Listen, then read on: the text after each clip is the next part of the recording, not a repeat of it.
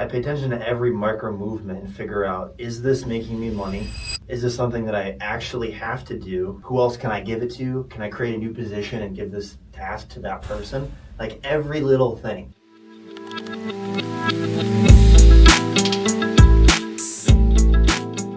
Everyone, we're back with another episode. This is actually the first one being filmed in 2025. Today, I have someone who has succeeded at a very young age. I've heard your name a lot, but I never knew who you were. And then obviously I got a DM saying we should talk.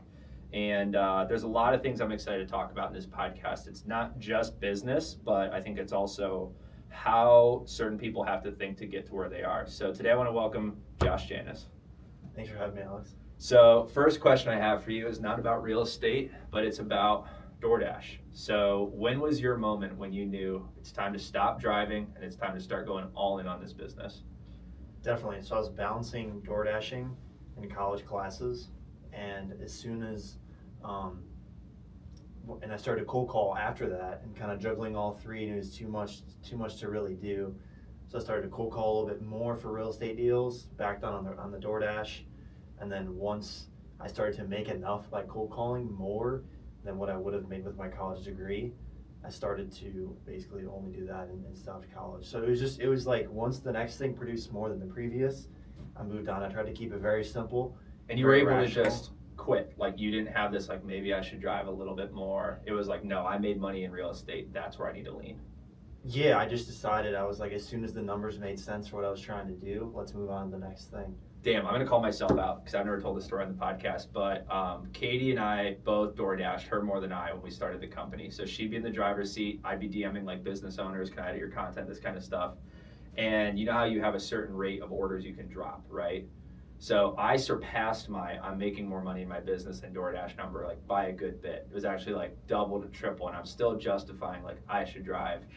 And eventually it got to the point where my pickup rate was under 80%. And so I'm playing Frisbee golf with my dad, and I'm like, I think I need to go on this business thing. Within 20 minutes, I get an email from DoorDash that you can never drive again, and it was tied to my social security number.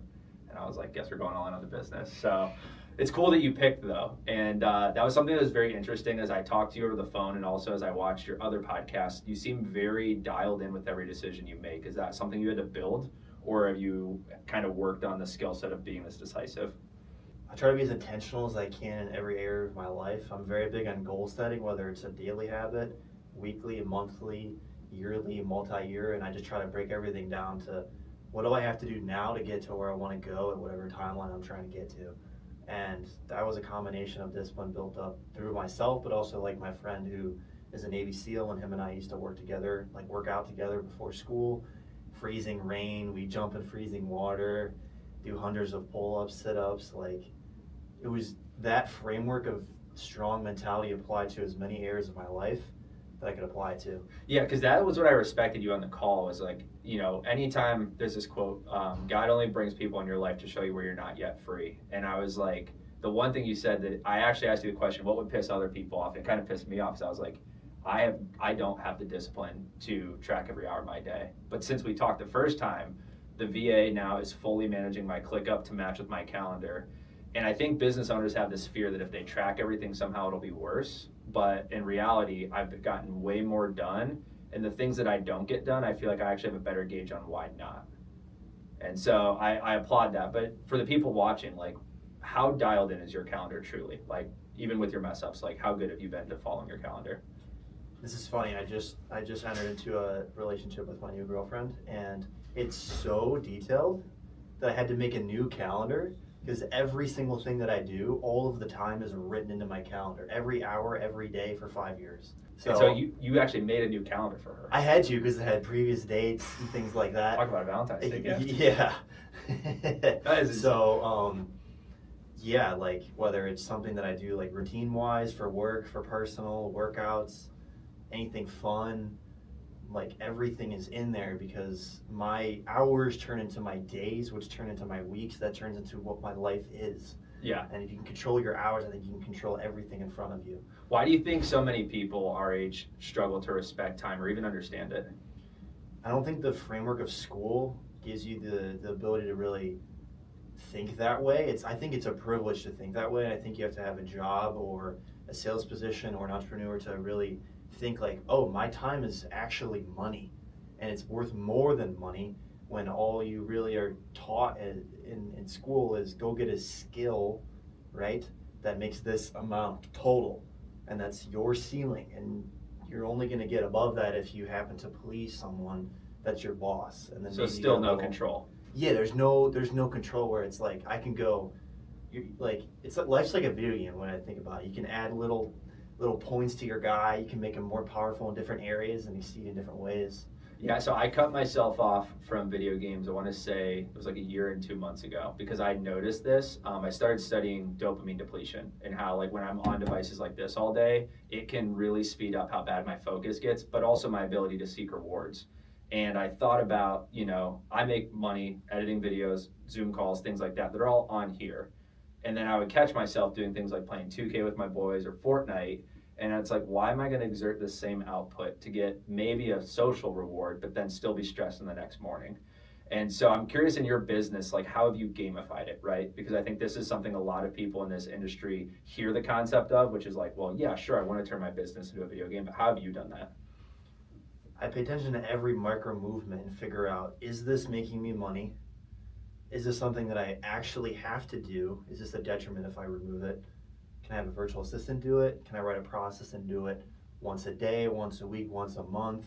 Who else can I give it to? Can I create a new position and give this task to that person? Like every little thing. Like I have a notebook and I'll write down between 50 and 100 things that I do every single day. No joke, every day, 7 days a Like week. actual notebook? Yeah, actually, I've run through wow. like 5 of them, because it's like email a lender about something, a very specific thing, email a title company about something, like send pictures of the initial property my contractor walked through for me to see if I want to buy it. Like, write it down. Is this thing actually making me money? No. I can have a VA do it. Is that going to impact the outcome? No. Or if it is, can I take my dollar per hour time that I've generated, extract that in that time frame, and be like, okay, maybe if I give this to someone that's going to lose 50% efficiency and it's making me $50 an hour, but I'm making $200 an hour, so I might as well use that time to do my normal stuff, which makes more than that. And it's just this constant game. You can get it as high up as you want. So what's your reward part? 'Cause I think that makes perfect sense for action, and I think that's a good explanation for it. But like obviously in a video game, to make a 3 in 2K, you see the green light. To get a kill in a video game, you see the plus 100. How do you reward your wins so that you know you're doing the right things? I mean, I'll buy fun stuff here and there, but I enjoy suffering.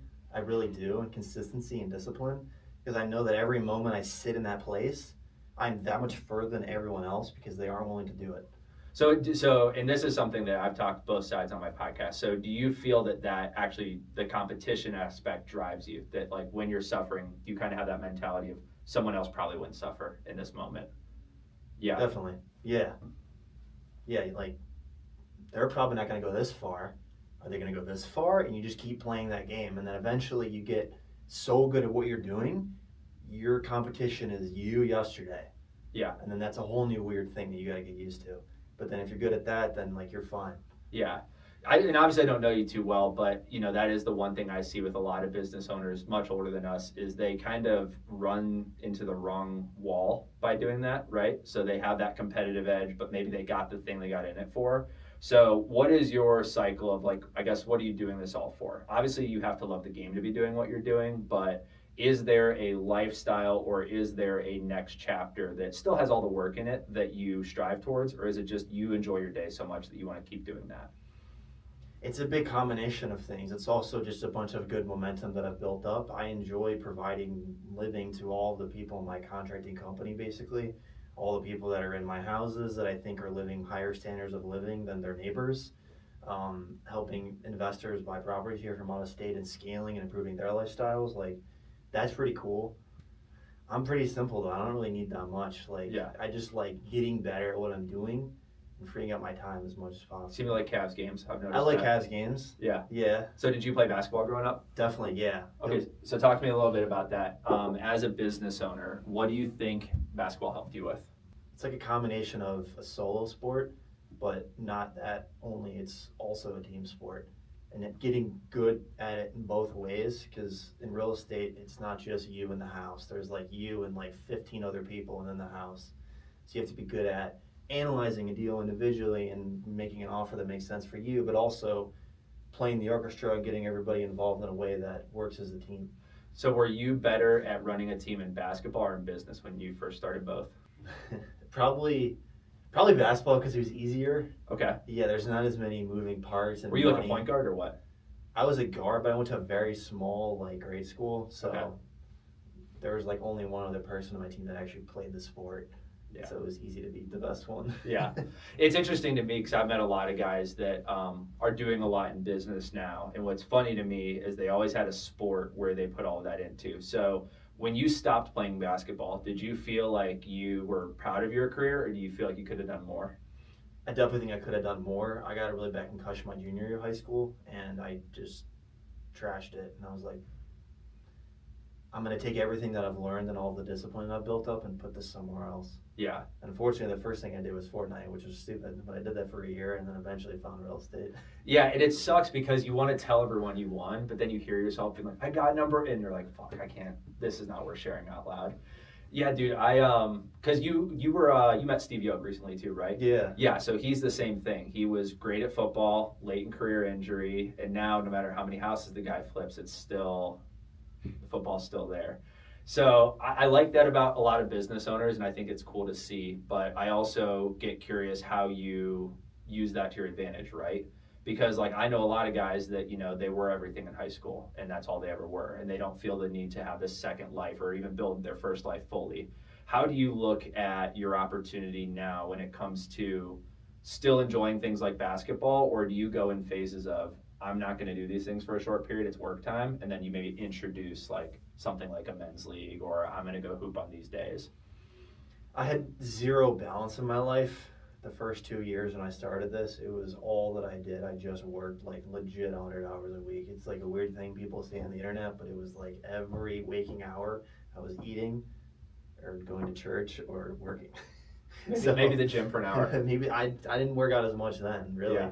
But trying to introduce more balance into my life, family, friends, relationship, and introduce basketball here and there in a healthy manner. Yeah. So.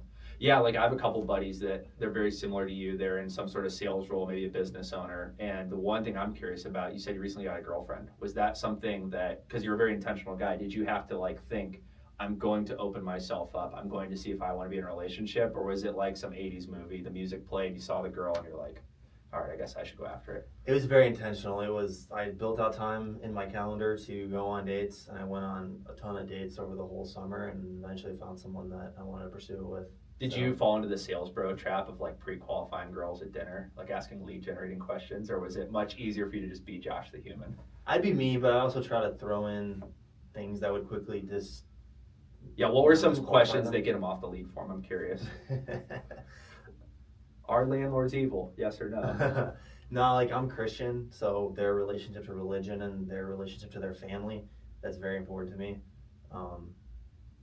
Kind of the modern boss woman-y vibe, that's not for me. So Yeah. proning questions at that, seeing if they're wanting to run the household or, And how important is it like support for you, right? Because like I think that's something now that somehow is controversial. Is if you say you want a mom to be a mom, you get shit for it.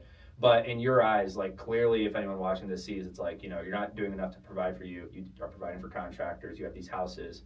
As you grow in business, do you see like either a girlfriend or wife role being crucial to more success, or just an added bonus? Definitely more success. My favorite quick saying on this is the man can create the house, but the woman creates the home, and it's two different environments. So I can create all the cool house with basketball hoop or whatever, sauna in the basement. I can't really make the home. I can't make the family. Yeah. And that allows you to go deeper, to find new motivations, to have someone to want to work for, Yeah. to have enjoyment in your life. You're not just a robot. So, yeah. Yeah, no, that's cool. Because, I recently got engaged in November, and it's definitely a different structure. Like, Katie is very much like the systems and build, but one of the things she's struggled to open up with is like, once it's built and we start a family, she's like, it's built, like, run with it. And I'm on board with that. It's something that I think, I wouldn't be where I'm at in my business without her. I'm very much I like sales, I like doing this right now, but the notepads, I couldn't even track where my 5 were. And it's now to the point where we have a full software system just to make sure I do my tasks every day. So I think it's fascinating that you have these values. How has your Christian faith helped you in business, business specifically? Because I think it's a all of life thing, but I personally did not go to church growing up. I had parents divorced, so I wasn't really welcome in the church. But this theme of faith is very recurring in business, where it's like you can say you're faithful, but to actually do certain things actually require it. So how has your faith helped you in your business? Being consistent. I've never drank alcohol, so I don't put myself in situations where I'm vulnerable. Never? Never. I haven't drank for like 4 years, but never is insane. Hey, dude. 4 years is good too. I mean, Yeah. yeah. When did you make that decision? Was that like you've had that belief for a while, or was it like?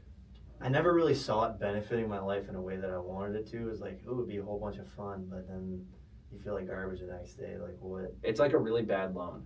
It's like, yeah, sure, you're financed today, but you might actually pay double on this. And that was my reason I stopped. It wasn't like 'cause I wanted to join AA or anything. COVID hit, and so frat party stopped. And then I was like, man, I should like work on my computer more. Started a business, like get real productive. My first clients, and I'm like, and then I had 3 beers at a wedding, and dude, it shut me down for 2 days. I know that sounds super soft to say, but like, it actually shut me down for 2 days. I bet. And so, that's interesting. So the drinking side, what other areas? Consistency. Going to church, reading the Bible, putting yourself like, making good ethical decisions. I think can separate yourself in business pretty quickly. If you're always trying to look out for people around you, people pick up on that and you can build pretty good momentum. I think that's how I scaled so quickly renovating houses, is because I'm always trying to do the right thing for the other person. Now, I did not get the person to do it back to me multiple times and learn some big lessons that way, but if you introduce a game that way and you find another player that wants to play the same way, yeah, it can go as big as you want. So do you think your faith also protected you to go, it's not that people are bad, it's just that was a bad character? Yeah, like, oh, you can't renovate houses after somebody stole money from you. It's impossible. It's like, no, that's just one instance. There's a bajillion other people out there and opportunities to make it happen. So what do you see as the difference between, let's say, the going to church, but actually having a real relationship with God on a daily basis? Because I think those can be 2 separate things. You have to live in it. I talk to Jesus a lot. I read the Bible every day with my girlfriend now. She introduced that to me in a more intense level, which I thought was pretty cool. Just lining up your big decisions and your small ones in the way that your faith is. So not times when you're there and then times when you're chilling, doing things you shouldn't be doing, not serving your goals or the people's goals around you. Like, always acting in a way that supports what you actually believe in. Yeah, one of the things we were, I think, DMing about was it's very hard to find a community at the place that you and I are both at. Do you still feel like that's a struggle? Like, I think virtually you can find people, like obviously you're pretty connected to Bigger Pockets, but here in Ohio, do you feel like you have a big network of people that are like-minded to you, or not so much? I do not, no. Yeah, it's been hard, and I think that was a good idea for us this podcast, because I think it's something I haven't shared, is that, I meet a lot of guys, let's say in the call it 20 to 35 range, and they have businesses, and we're all very like-minded, but I've noticed there really is no community element. How have you, like, let's say, friended up? Because this is something I heard to do when I started my business, and I didn't do it, but I actually was working with a counselor that was like, hey, just based off your life actions and where you're at, like, your friends might be 10 to 15 years older than you, and that's okay. Like, that's normal. Like, do you find that for yourself?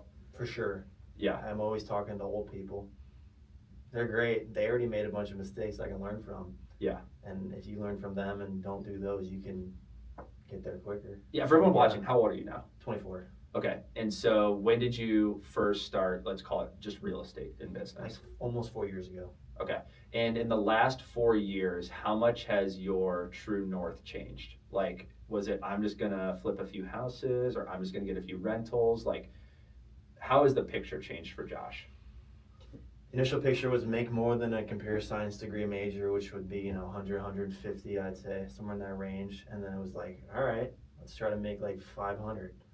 And then, okay, how can I get to the next level? Let's try to invest, fix and flip. I didn't really have a number. I just wanted to try to figure out how to renovate houses, how to rent them, how to refinance, get good at that process. And then I did like 10, and then I keep trying to just do more and scale. And does it get easier at this size, or is it just was the quote, new devils, new levels? I think it's less orienting decisions that need to be made, and if you make them correctly, it's easier. If you don't make them correctly, fixing them takes longer and is more expensive. Yeah. Yeah. So it could go both ways. Yeah, I keep thinking about, I think it's a song lyric, but it's about faith where it's like, on my bad days, it carries me, and on my good days, it's beside me. Like, what's a time in the last year when you've really needed it? Like when shit was hitting the fan and maybe someone else would have quit? Probably about a year and a half ago is when I was with my ex, and I thought it was a good idea to help renovate her house and her kitchen with my contractors. And this guy was a new relationship. Like, he did like 2 houses for me. And I was like, great, I'll give you 3 houses and my girlfriend's house to do. And put down, $10,000 to $20,000 down on all of them. He sort of started working, kind of got into pills and did some weird stuff, like tore up my ex's house, tore up the other houses, took like the mechanicals, the electrical stuff, ripped everything out, lied to me, took a picture of him and his wife faking being in a hospital for me to give them more money, just completely took advantage of me in multiple ways. And like, I was sitting there scared, just needing faith because it was bad. Yeah, like talk me through the sequence of that happening. Like, there's probably a day where you're like, we're behind schedule, right? So it's kind of here. And then there's like we're behind schedule on 3 of these. And then there's probably the ex who's like, hey, when's this going to get fixed? Then the hospital picture. Like, at what point in that process do you go, someone else would have quit, I need to just dial this in and take action? Well, the first thing would be someone else probably wouldn't go from 2 houses to 4 with somebody that didn't do the 2 as well as I think they could have. So he did finish those? He did, okay. But it unfortunately took me longer to realize they weren't great until people moved in there and a bunch of things were wrong, as usually it goes. You can't lay flooring the same way everywhere because then it all pops up. You have to alternate in the box, like basic LVP flooring rules. So that was a quick lesson. Yeah, that's one of 50 in that house. But yeah, it was just like, my ex loved to cook, and obviously she didn't have a kitchen, so I'm just Ubering her food all the time. And Uber's great, but there's a day where it's not the same as a meal. Even if it's like the steakhouse, you're like, yeah, it's still sat in plastic for 30 minutes. Still outside and it's raining in the food. And as a former DoorDash driver, it might have been sitting there for 10 minutes before the driver even got it. Yep. Yeah, it's tough. I'm curious on the networking side though. So like, obviously, I think it's kind of inverse that you had a relationship with Bigger Pockets, but locally, I would say you're just kind of starting to get back into the networking side. So I did not realize that because of the first few clients I had, they were actually networking companies. I didn't realize that most people don't network. So like, from your perspective, what do you think is missing in the Cleveland market? Like, what would be ideal for a guy like Josh, whether it's like event-wise, community-wise, to where you feel like you get, let's call it, that same knowledge level experience of Bigger Pockets, but without it being virtual or halfway across the country? I would say events that require more accountability when you leave. Go there, learn a bunch of stuff, someone gives you something to do, and you have to come back and show them that you did it. To get to the next one. To get to the next event. Yeah. It was crazy. So I went to, you ever heard of Ty Lopez? Yeah. So I didn't know what to think of the guy. I mean, I've been watching him since, whenever he started YouTube. But as AI got more powerful, I was like, damn, I need to just see what other people are doing. Not necessarily learn from him, but I want to see who's at his events. And at the end of it, they basically break you into like 3 net worth levels. There's basically like under $1 million is group 1. I think it was 1 to 5, and then 5 to 50. And so when you're in each room, they're basically pitching you per what they know you can afford, but will also grow you. And I was very nervous. I'm like, I don't know if I should do this coaching, all those scared thoughts. And it was so funny. Apparently, I'd already told Katie I was going to do it. So I'm like calling her to do the check-in. I'm like, I think I should do this. She's like, you told me you bought before you went. And I'm like, oh yeah. And hung up, and I did it. And what was crazy is after everyone buys, he's like, cool. He's like, just so you know, you don't get to come back unless you actually buy the coaching program and go through it. He's like, we don't just want people cycling in here to just get info. So is that kind of like the thing you would enjoy from a local event? Yeah, for sure. Create some accountability. I think that's where a lot of investors struggle, because you get into this space where it's kind of all on you. There's no teacher telling you what to do. I mean, sometimes you have a loan you got to pay, so that makes you make decisions. But And what would that do for others' businesses in your mind? Because I can kind of see where this goes, right? Where it's like if there is forced accountability, not necessarily saying legal partnerships would form, but you would definitely start to get accountability buddies where, oh, this guy has a great crew, this guy's great at finding deals. Like, do you feel like in a market like Cleveland, it's very Midwestern, people are like this too often? I haven't noticed a lot of this in a positive manner here. I'm saying in a negative manner. Oh, in a Do you negative see too manner. much of it? Where it's like, this was negative. I read it wrong. oh, yeah, Yes. where it's like, oh, this guy who does something really well, this guy who does almost the same thing really well, instead of finding ways to make more money, 1 + 1 is 3, they find a way to almost like see each other as competition when there could be a Yeah, lot like of- I get along the best with investors that invest on the east side, and I invest on the west side. So it's like we can talk because we're not really buying the same stuff. But once it's east side, then Yeah. then it's basketball mode Yeah. turns back on. Yeah. And how have you found it easy to play friendly competitive? Because that's something I've started to learn is that there are going to be people who do the same service, they have the same offer, and it doesn't always mean they have to be like some Dr. Evil arch nemesis. They can just be a guy that you shoot the shit with, but at the end of the day, you still both want each other's customers, you want the business. I try to like separate myself and give the most value. So all of my spreadsheets, tons of my procedures, like the way that I organize, like I have 100+ units rented in Cleveland, like how I organize all that, I have in a Google Drive folder and I give it to anybody whenever I meet them if they want it, and I'll give it out. And people that are serious generally come back to me with something of value at some point. Yeah. Most of the time, no. But again, it's like sales. It's not about the 99, it's about the 1. Yeah. So I've gotten a bunch of deals that way. Do you find, how much are you using AI? I got to ask, and I'm throwing this up for the time because I know you're a man that respects it, but how much have you found an ability to automate and also systematize the brain of Josh? Because it sounds like you organize a lot, right? But then I hear that paper notebook and I'm like, oh, man, robots probably can't synthesize that.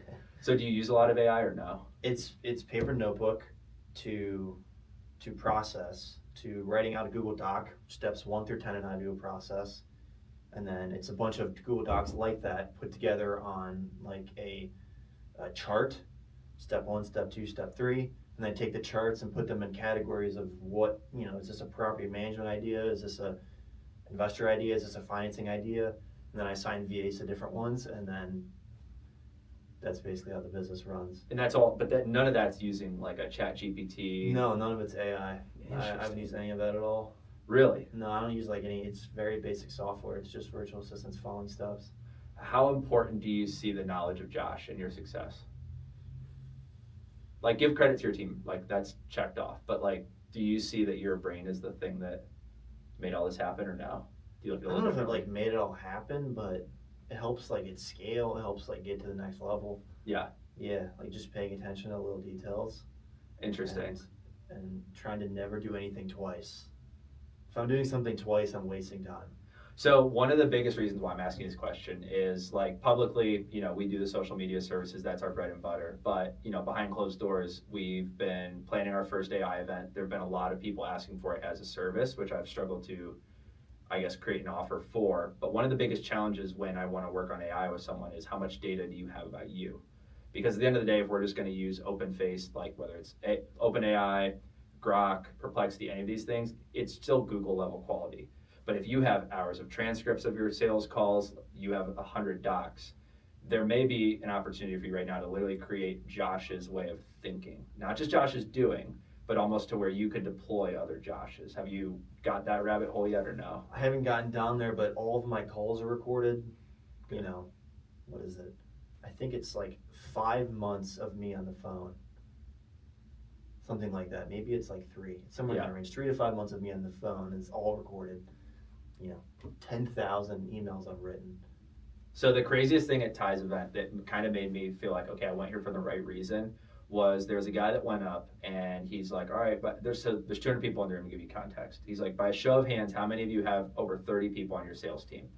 Let's say 50 hands go up. He goes, how many of you in the last 6 months removed every appointment setter and it's an AI running off your best closers audio recordings? Every single hand stayed up. And I was like, holy shit, we are already at what we thought was 3, 5, 10 years away. And so I thought is like, how do I bring that back to Ohio in a way where, and I think this is important, and I'm curious how you look at it, but one of the fears that keeps coming up is people say, I'll use AI, but I don't want the soul to go out of my business. Where it's like they don't want to automate the thing that shouldn't be automated.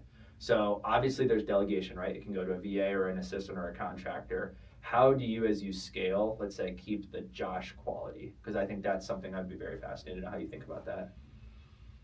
If I'm trying to buy properties from sellers, maintaining that relationship with somebody who has a bunch of properties, I think that's one of the most valuable things that I can do with my business is pour my energy into those people. Same thing with investors that are willing to buy a bunch, but people that are kind of one-off transactions where it's not as deep and it's kind of they're just doing this thing on to the next. I think AI would be great to suck up all those. Do you ever look at AI as a thing to over nurture the people who already love you? I hadn't really thought about that. So I'm just going to share this because it could be cool to look back on. But I really did not have, and this isn't me like doing a self knock, but I don't think I was really qualified to be at the tie event. Like everyone there was like significantly earning more than I was. But on the sales call, one of the things that they were over shocked by is they're like, you record every Zoom strategy session? I was like, yeah, I just do that so I don't forget things. And they're like, so you could theoretically just download every conversation of every social media strategy call across every business owner you've worked with. And I started putting together what they were saying. And so now it's kind of like the model of like why Tesla will always be the best self-driving car is because from the day they put the cars on the road, they're collecting like 52,000 data points per second. And so as I start getting into this, oh, we're in the AI race, I see someone like you who has all these systems, and it's like you could basically recreate the Josh ecosystem. Now, granted, you're still gonna have to hire VAs, you're still gonna have to like people with personalities, souls, real bodies, but yeah, man, you might be sitting on a gold mine. I'll get downloading then. Yeah, I was saying because it was just so crazy to me because one of the things that happened too, and maybe you've experienced this with Bigger Pockets, was within the first 10 minutes, some guy looked at me, he goes, Indiana? And I'm like, what are you talking about? He's like, are you from the Midwest? I was like, what? I was like, how did you know that? And he's like, I don't know, man. He's like, you talked to everyone last night and you were very social, but whenever the event starts, you kind of stand in the back. He's like, I'm just guessing that you try to be humble a lot. And I was like, oh, that didn't feel like a compliment. So for you, how have you been able to, let's say, not fall into that, I need to be humble, I need to just do the minimum belief, when I think that's very common in the Midwest? Like in what context? So I think a lot of times people would say things like, oh, well, I already hit this amount of doors, I'm going to take it easy now. Or someone like yourself, like you've done, like just for stats alone, how many doors do you have right now? 200. Okay, and how many houses did you sell last year? 200. Okay, and you say that like it's nothing, right? I mean, it's a lot. Yeah. And I think that was my interesting takeaway going out there was they're like, listen, you're not saying this to puff your chest and make people think something different of you.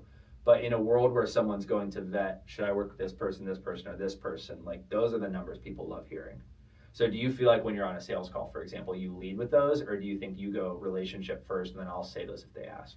I give it to them in like paper format and I send them some interviews, but when I'm actually on the phone with them, I just try to understand what their goals are, why they're interested in this weird thing, and how I can help them. Yeah. And if they ask me questions, I'll go into it, but I try not to lead with it. That's interesting. I try to use it as like background, like authority. Yeah, so they don't scramble with some weird question sequence where you're like, I just wasted a call. Yeah, that can happen a lot. This is interesting, dude. I didn't know where we were gonna go in this conversation, but I'm very fascinated by, I guess, the volume you've done in a short period, but also it sounds like you failed a lot too, right? Oh yeah, I lost like $250,000 first year renovating houses. How does that call with the accountant go? Well, I was also behind on bookkeeping too, so this happens when you buy nothing and then you buy a lot. Yeah. And like, just talk me through processing that, right? Because like a lot of people that watch this are buddies of mine from college. They might be friends of someone who's been on the show. So they're kind of in that stage of like, maybe they have an LLC and they've done a few deals, or if it's a service-based business, they have a few clients, but they might still have that DoorDash, so to speak, on the side that they're not telling anyone about. Like, how do you get a punch like that, but keep going? You take risks that you can afford to get the blowback if it occurs. Okay. Like a lot of investors that I talked to in the beginning, they want to go flip houses and never bought a house before. It's like the economy in most areas is pretty balanced. So if you go after something very high return possibility, it's probably just as proportional in terms of its risk. Yeah. If you could just flip houses and make 50 grand and just sit in your couch, like everyone would be doing it, making money all the time. That's not the case. So I'm like, start simple, document, learn, build a base, go a little bit more and a little bit more. And then if you have a bunch of cash, like I did, just go all the way to the end and then eat all the losses and learn quickly and then go on to the next thing. Do you think it's important to lose your own money to feel things? Like let me ask you this. Like, did you grow up with wealthy parents or no? Like I grew up in Sugar Falls in Cleveland, so like Ohio wealthy, like high, nationally, not really. like yeah, in the middle. Like you didn't get Higher some, than $1 million gift when you graduated high school. No. Okay. So how have you made your own money rules? Because that's something that it sounds like you've done, right? Like, did your parents tell you, hey, Josh, if you don't have 200 doors by the time you're 24, like, you're a real letdown? Or was it your own intentions? It's all my own intentions. Like, when I was door dashing, I was tracking every single dollar and cent that I was spending every single month and playing it all out. So I've always been conservative with my money. Yeah. And when you, back to the door dashing days, like, what was the worst delivery you ever had? I was in Columbus, and it was like an Italian place somewhere downtown. It was a catering order, so it was like $400 of food. And So probably, but how much was the DoorDash, just for people listening? So that's probably like, what, a $50, $60 order? That, like what I would get paid was the base, I think was like $22, and it didn't have the tip in there, so I'm like, I'm about to get a fat cash tip when I get over here. And it was a $400 order and a 45-minute drive straight east. Whatever is east in Ohio. I don't know what's over there. Sasquatch, I think. Yeah, and I get there and they open the door and I literally set the food in their table. Like I took the things out of the thing. I didn't like fully set everything, but like pretty close. And then they were like, thank you and have a go. And I got nothing. It barely paid for my gas to get there and back. Yeah, and those are the days though, because I remember this is something I think everyone should do if you're gonna start a business, almost like a hazing period. Because when you DoorDash, it's the first time you kind of feel this trading time thing. And you get real honest with like, what is my hourly rate? Because maybe you can crank out a 40 hour, but then the next one's like 23, and then, oh, that was a 12 hour. And yeah, for me, it was a huge one. Like, I'm curious if you think DoorDash was critical in your success story or no. I think it was more critical than college. I think it was very critical. Yeah. I got so detail-oriented with that too. I would time the lights in the neighborhood that I would DoorDash, and I would drive different, and I would read it. Dude, I didn't have that ethics. I would just run reds a lot. I'd be like, well, I'll just tell them I'm waiting on DoorDash. Well, there are cameras where I was at, but I'm like, oh, I know that I can go around this way and beat these cars. And I know that this. Yeah. Yeah. So you video gamed it. I video gamed it. Yeah, I had one. It was so bad, and this is like right when I should have just been focusing on my business. It was freezing cold, and someone ordered, I think, like 4 smoothies from Pulp. So I'm like holding them like this, and I'm walking up their yard, and I slip. And when I slip, I'm so nervous, and I'm also taking a sales call on mute, all in the air, spills all over me. And this guy's like saying he wants to work with me, so I'm trying to be like positive on the phone call, but you can only do one thing at a time. So I'm like so distracted that I take the spilled smoothies like they're still good and like hand it to this guy, and he just shuts the door on me. And I'm like, shit, I don't know what just happened there. And then I finally get back in the car, and the guy's like, is everything okay, man? He's like, you sound a little distracted. And I was like, I fully told him the story. We still work together to this day, so shout out Chris. But yeah, it's just one of those things where if I didn't have those moments, I don't think I would have realized like it has to stop eventually. So like in an alternate universe, right? Like there might be someone watching this that's the version of Josh that they did get the degree and maybe they're an engineer or they're in accounting and finance.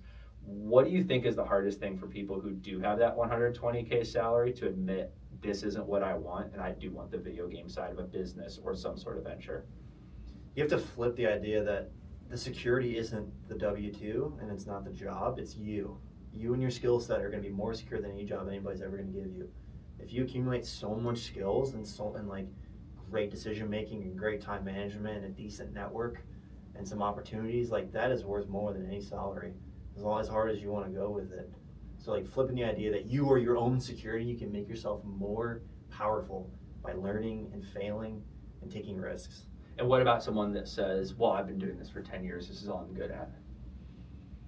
You gotta get good at other stuff. Yeah, they need to hear it. That's why I asked. You have to get good at other things. Live on as little as you can and save that money and use those as tokens to go learn things. Yeah. Well, what's the biggest brain expense you've had so far where there was no, let's say, tactical deliverable, but it was just either like a mastermind, a course, or some sort of education? Mine has just been hours of time. I haven't really bought anything expensive for education. Really? No. So it was probably just, cold calling 6-8 hours a day, getting screamed at I keep seeing this with these real estate investing guys. You, Yoke, a couple others. So I had a mission. So I dropped out of college with a year left. It was when COVID hit. And I also worked for Kent State. So I was like Ponzi scheming a lot of people. Like, yeah, go to college. I only make money on my fraternal relationships. And so I got to a point where I was like, I think it was somewhere between like 60 to 65K was spent on college. And I was like, when I start my business, I want to try to spend that or more and see what the difference is. And so I think we hit that number in October. And what was very interesting was like, I think the promise of college, they say, is very tactical, but when you get in, it's very pie in the sky philosophy based. But I get into a lot of these business courses that most people will be like, that could be a scam, they're gonna rip you off. And somehow it's been way more tactical. So I guess where you're at right now, if you were to have to pay for a mentorship, what do you think it would be? There's a real estate one I'm actually about to join, like Okay. literally tomorrow or today, just to try it out. But it's a bunch of real estate professionals. All right, whoever the closer is, you heard it here. Yeah, there you go. And so what's your desire in that? So like where you're at, obviously, like, what do you seek out of that sort of mentorship? Just what people do in the net worth area that I'm entering. How do they allocate money to security? How do they allocate money to growth? How do you change your decision making now that your money can start making money and then that money can start making money? How do you navigate that correctly? Yeah, without it all just unraveling and going backwards. So you see the network as the big part of it. It's like, what are the other people? Like their decision making, like their software and how they figure out what to do. Because it's people that, some people did real estate and then they're also doing it. Some people did other things, now they're doing real estate. So yeah. And what value do you think you'll provide to a lot of those people? Probably like my micro detail oriented. They're probably a lot bigger action people than me. Because I'm kind of on the low totem pole of the people that I'm going to be listening to and engaging with. So I'm going to be able to help make them, 1%, 2% tweaks here and there that add up to things over time. Yeah, and one of the things we talked about before this was, like, I ask, how did you get connected to Bigger Pockets? Remington Lyman was the agent that I reached out to before I started because I wanted a house hack in Columbus. So buy a duplex, live in one unit, rent out the other. And I went into his office and there was like 30 guys in there cold calling, a bunch of dudes own a bunch of houses before the age of 30. I'm like, what? How is this happening? I'm in school. I felt so dumb when I walked out of there. But then I just started posting on there like a maniac and trying to add value. And then one of the authors of a book for them had me on his like small podcast, and then he got me onto the main one, which then got me onto all the other ones. Dang. And so when you think about, like, you did a very good job digitally providing value in a group, but then also getting on their podcasts. How do you think if you were to network, let's say locally, meaning like maybe you go out to Toledo, maybe Columbus, then back up to Cleveland, what value would you want in your local network in the next year if you feel like you did that correctly? Like what value would I provide or vice versa? What would you want? What would I want? I want to build houses, so learn from those people who do that. Really? Yeah. So where's the desire to build come from?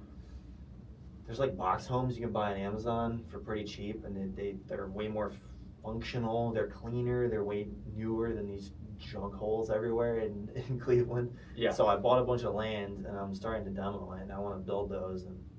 And now, do you see that as an Airbnb thing, or do you see that as a, like, no, this could be someone's actual... It's like affordable housing, like Section 8. So yeah, instead of putting $50K into a piece of junk 100-year-old house, just build something new for $80 that is way less headache inducing, and it's cleaner, and someone would rather live there because they have a new driveway and whatever. So let's go pie in the sky because we got a little bit of time left. So where do you see housing in 10 years from now? This is full prediction. I'm not gonna, file a lawsuit. But if you look at it, like Cleveland does have a lot of houses that even to the investor who has the crew, it still doesn't make sense, right? And then we can get into the whole legislation thing in another conversation. But with the state of Cleveland specifically, because I think you can speak to it the most, do you see in a 30, 50 year timeline, a lot of these homes probably need to be demoed? Yeah.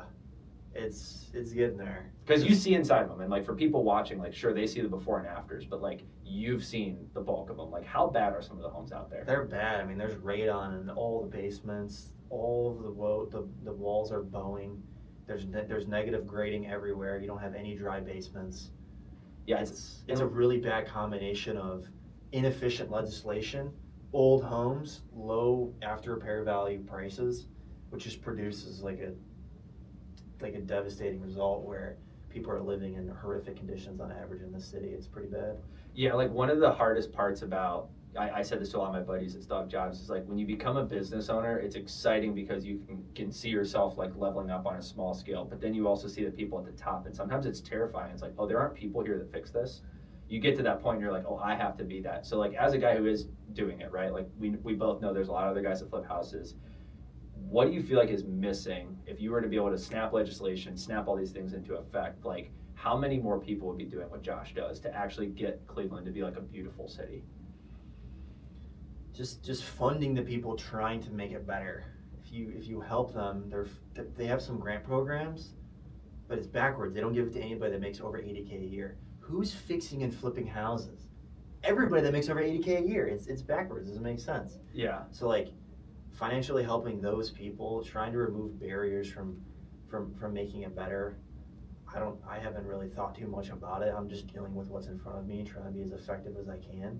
Yeah, but you're a thinker, so I'm going to push you outside the box a little bit. So I see this on the other side too. A lot of people, when they're in the news, they go, oh, it's because everyone here is an out-of-state investor. But your boots on the ground, we both know probably 5 to 10 other boots on the ground people. Do you feel that that's a real threat? Like if they were to give grant money, all these random other countries come in, or do you think people like Josh and Steve in their markets would actually be able to do way more? I think we could do way more, and especially if they provided like contracting or people, city employees to help fix the houses. Like Cleveland Water has it where you can get some free lines, but I mean it's like a calculus like problem figuring out how to actually get the money. Yeah. To get them to replace your water line. So. And so if you had resources, for example, let's say, I don't know what the number would be, but like, let's say there were people and there were like financial resources, like how quickly could you scale? I mean, it's probably hard to even fathom, right? Like if you had those two pieces of support, it's really just a matter of how many houses can I acquire at that point, right? Yeah, and how high can you raise the value of a neighborhood? Like you can like as a realtor and as an investor, I push values in areas a bunch. Like my old office, Reefco in Columbus. Yeah. We are the reason why there are duplexes and hilltops selling for over 220. They would have not sold for that because we sold everything and 3K higher. Yeah. 3K higher. And then 2 years later, it's 80K higher for the and same you start building. popping the street and go. Yeah, and then all of a sudden, other people are renovating, and then the whole thing is doing better. Yeah. Yeah. So when did you come back to Cleveland then? How long ago was this? I was kind of half and half out last year, and I came here full time in 2024. Okay, and so now in 2025, you've got the girlfriend, you've got a lot of doors, you're going to the new build space. So if we were to come back a year from now and look at this clip, what would be some of the stats of you saying, I had a great year? Not only in business, but also on the life side. True. So like business-wise, I'm still going to do what I'm doing. I bought 75 houses last year. I want to buy 150. So I'm trying to pace at that. Okay. I want to help actually less investors. So I actually want to sell like 100 houses and develop deep relationships with the people versus just next. So quantity down, quality up. Yeah. Flip that one in terms of numbers and grow closer to God. Figure out a way to implement Him in every level of my life deeper, and have His wisdom help my decision making more. I want to be more of Him versus me. Okay. And overall, just improve the quality of life of my assistants, my contractors. Like there's one guy I want him to make $1 million this year on my team. Okay, who's this? He's my project manager. Okay. So I want him to make that. Then I have like 5 GCs under him.